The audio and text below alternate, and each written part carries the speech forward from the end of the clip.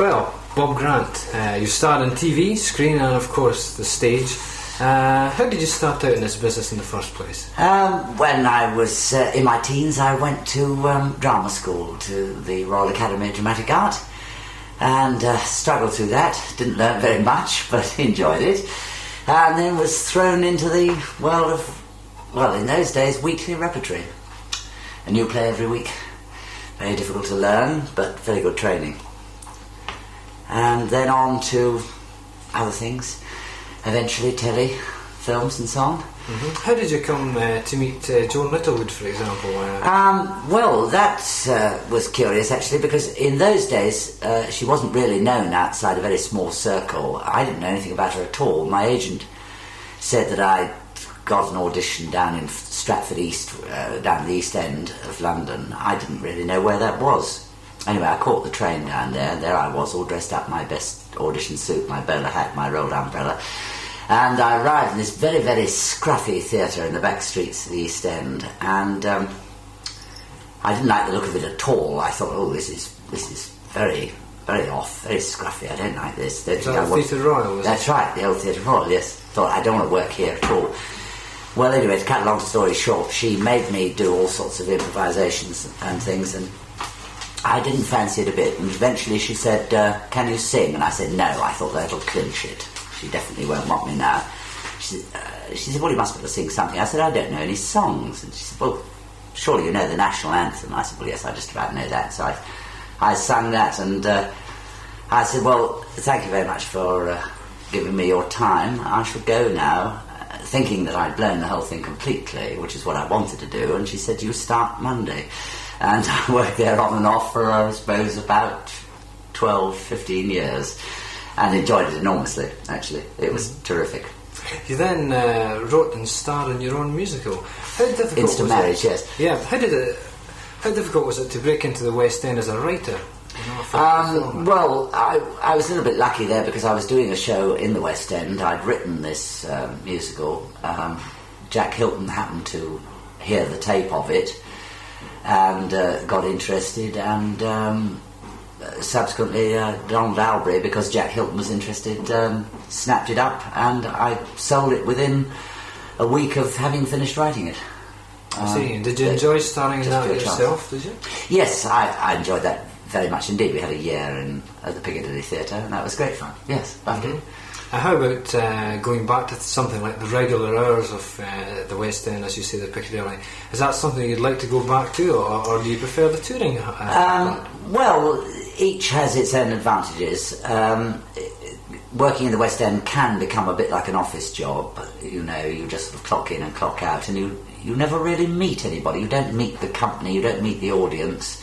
You only meet the people that you appear with on stage, you know, and it's a rather strange experience. Whereas on tour, you get to meet the audience a lot, you get to meet lots of people around the towns, you get to know the cast a great deal better. And I think in a way it's more fun. There's different places to see and so on. I think I prefer touring, really, on the whole. Mm-hmm. Well, Bob Grant, the writer, is something we're not too familiar with. Have you written many musicals and plays? Well, quite a few plays, actually. I've got one that's going on in Bournemouth for the summer. I did a summer season in Jersey last year, and has done a tour of this country, a short tour, called Never Say No, which Richard O'Sullivan is starring in. Again, he did it in Jersey last year, very, very successfully. I've written quite a lot of plays. I wrote quite a lot of On the Buses scripts, the television series. I've written radio plays, television things, all sorts. Mm-hmm. Any plans for any more in the coming, apart from your Bournemouth summer season, for example? Well, yes, I've got a new play which I'm halfway through writing, which I hope I shall put on next year. I've got another one which I have actually finished, which again I hope to put on next year, so that'll be 2 for next year. I think that'll keep me busy. Mm-hmm. Well, when you're not busy, what kind of hobbies do you like to pursue? I like gardening, but I don't seem to get very much time for it. I'm very much into electronics at the moment. I think that's absolutely fascinating, building little gadgets and things. Mm-hmm. Enjoying that enormously. Sailing is my chief passion. Not getting a lot of that at the moment either, but hopefully I'll land up somewhere where there's a boat and I can do a bit of sailing. What types of music do you enjoy? Well, all sorts really, but mostly classical. I think Bach, Mozart are my favourites. But I enjoy all sorts of music. Some of it's good, yes. Is this your second time in Fife? Yes, it is. Well, it's second time in Kirkcaldy, and very enjoyable it is too. Have you seen much of Fife this Yes, well, a certain amount. I can't say an awful lot. I mean, today we went out to Lower Largo, which is very, very pretty. Nice little village there. And had a few jars in the pub and sat out in gorgeous sunshine. The lovely Crusoe, of course. Pardon? Is that the Crusoe? The Crusoe, yes, that's right, yes. Very, very nice indeed. It's a lovely day out. But not time enough for much sailing around these parts, no? No, I'm afraid not this time. One doesn't seem to get very much time on tour. It's only when you do a season and you can really get it organised and arrange to borrow a boat and all the rest of it, that or hire a boat or whatever, that one can really get it organised. But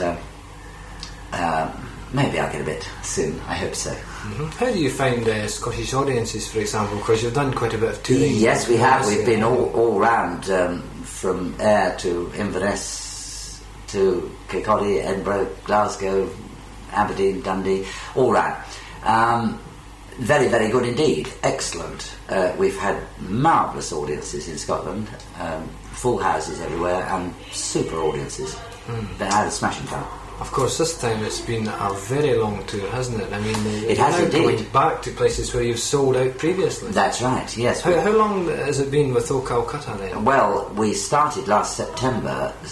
We had a break for Panto for about 5 weeks, but otherwise it's been continuous since last September. So what's that, about 9 months, isn't it? Something like that. And how much longer does it have to Well, go? we're now going out to New Zealand for 7 weeks, and then as soon as we come back we start touring again. Newcastle, Nottingham, Birmingham, then down to the south coast. That'll take us up to next Panto. I'm at Birmingham for 3 months. Cinderella, that's right, yes. That's going to be great fun, I'm sure. So I don't know then whether the tour will go on after Christmas, but I think I shall be otherwise engaged then. It's obviously one you enjoy then. Very much, yes. Great fun. Right, you had, of course, a very successful TV run with Reg Varney on the buses. That's right. How did you come by that part in the first place? That, again, like most things, was sheer chance that I happened to be doing a show called Mrs. Wilson's Diary, which was subsequent. That was on in London for about a year, and it was subsequently televised.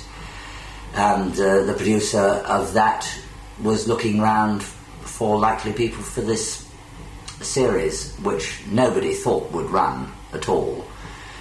We were booked for just 7 episodes, and really everybody thought that would be about it.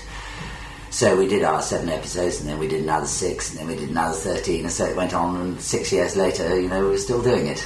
And 3 feature films, and it was, of course, an enormous success. It was rather interesting, actually, because originally the writers, Ronnie Wolfe and Ronnie Chesney, took that series to the BBC, and the then head of light entertainment for the BBC said, "This will never make a series." So it's one of those, and then, of course, well, the rest is history. As you said, the feature films, Holiday on the buses, etc. How do you think it moved to the big screen? Was that a success as well? Well, they were, yes. The films were extremely successful, particularly the first and the third. They all made money, and they played all over the world very, very successfully. I think it was probably one of the only TV series that did transfer successfully to the big screen. It's certainly the only one that had 3 films made of it, and 3 that made money, a lot of money. An awful lot of the television shows that have been put onto the big screen haven't been successful and have lost money. I think I'm right in saying that ours was the first, and certainly the biggest money spinner. Is film acting a part of the business you'd like to have been into more? Or? Yes, I would actually. Yes, I haven't done a lot of films. I don't suppose I've done more than about 10, and I would like to have done. I would like to do some more, it's quite a different life altogether. It's very strange. I mean, you work in very short, hectic bursts, and then you sit around for another hour or an hour and a half or something while everything's shifted about, and they fiddle about with the lights and they fiddle about with the camera and everything, and then you get up and perhaps do a minute of screen time, you know, which altogether has probably taken about 4 hours to do. It's a very strange life, but it's great fun, I must say, great fun. Well, when the series eventually folded, did the cast feel as if they'd had enough? Or Yes, I think we all agreed that we wanted to quit while we were ahead. The series was still very, very successful, and we didn't want to just go on to the point where people were saying, oh gosh, not that boring old rubbish again, you know.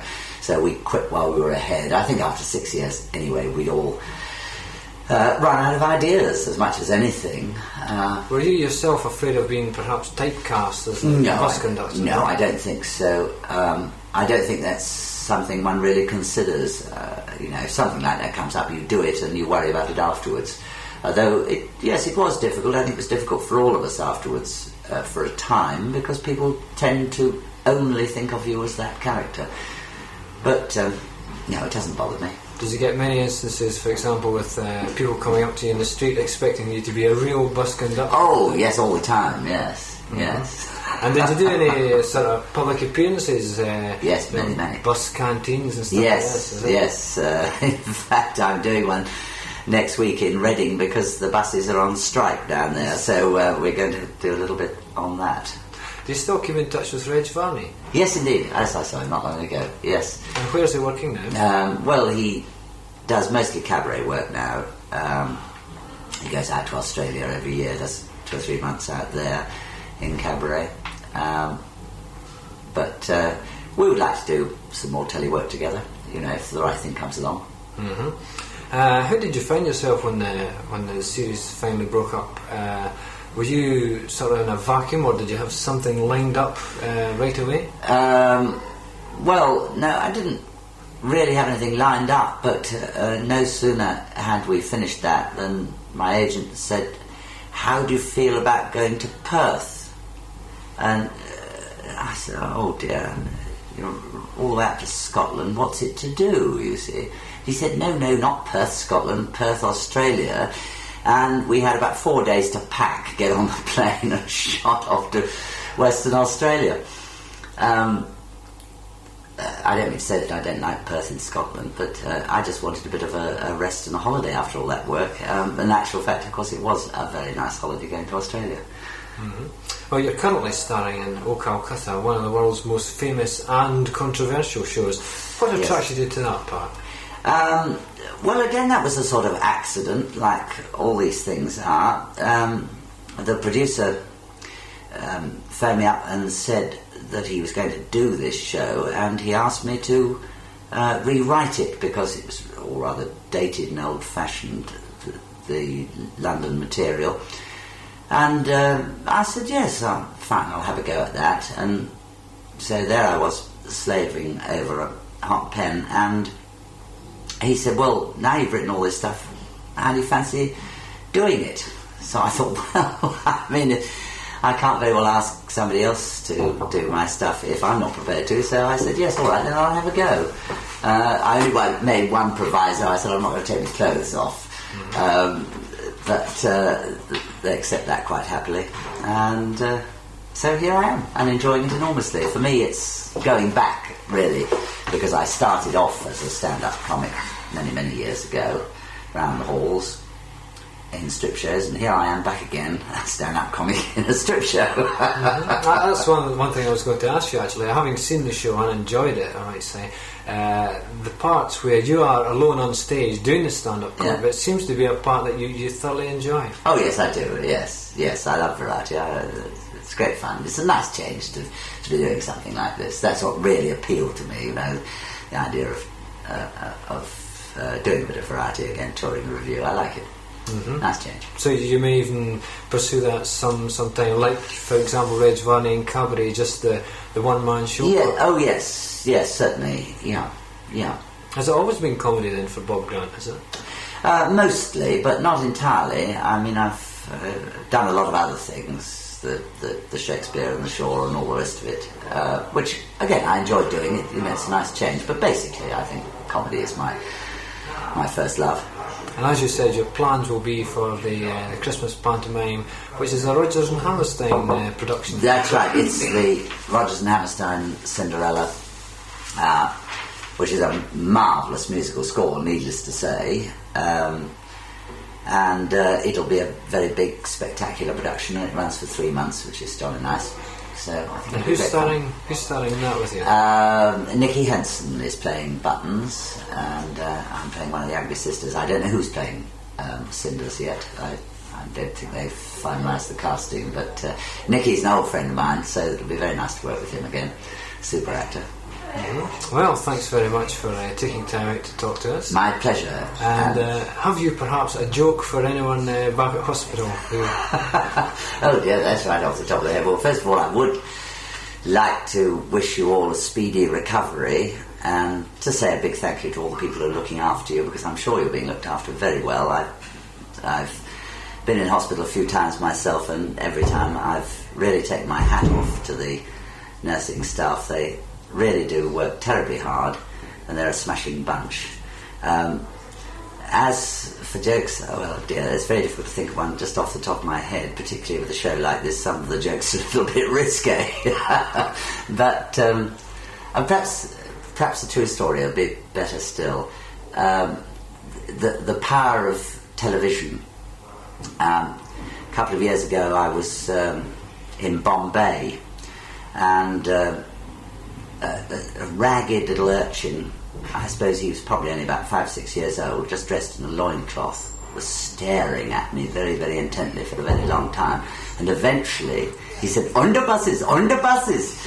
And where this little urchin could ever have seen it, I don't know. But I suppose he must have seen it in a shop window or something like that. But it was quite astounding to be standing in a street in Bombay and know that you were known even by a scruffy little street Arab like him. And it was really very touching and very heartwarming and very funny. Well, from the world famous Mr. Bob Grant, thank you very much. Thank you.